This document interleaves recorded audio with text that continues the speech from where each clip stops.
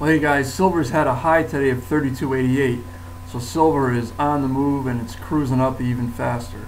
So I just wanted to go over a little piece of information. Someone asked me the other day about India and what the demand was in that country. But I've gone over some of that before in a different video. But there's a new piece of information out today about well, it talks about how in India there was a couple gold ETFs launched, and how they were very successful. And the Indians are always looking for different ways to invest in precious metals because that's really what they trust as an investment. So there's a couple companies right now that are waiting on the governmental regulatory nonsense. Once they get the go-ahead from the Indian government, they can launch these ETFs. And if these work like most ETFs, obviously they're going to take a big chunk of metal initially to store it, to say this is what you guys are investing on, and that, regardless of how they manipulate it later, it's going to take a big chunk of a metal off the market. So that's going to put pressure on the price.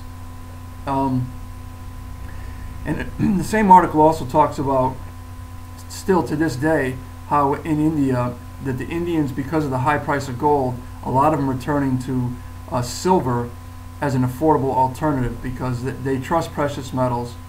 So instead of buying gold chains and gold rings, if they couldn't afford it because of the price, they're turning to silver. They're buying silver chains and silver rings.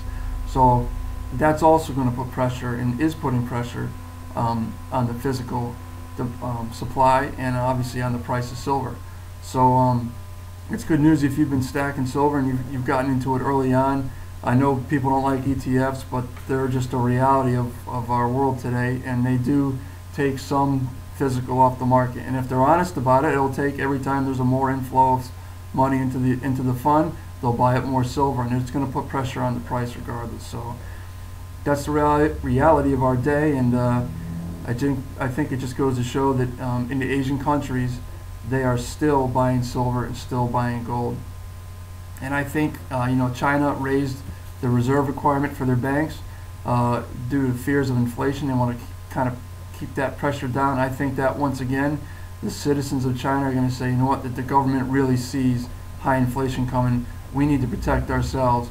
We need to buy gold and silver. It seems every time they do something to try to fight inflation, the price of silver and gold go up. So I think that's just a reaction from the people who are buying it. And so that's it for today, man. Go silver, and that's my opinion. If you have a different comment, you can leave it below.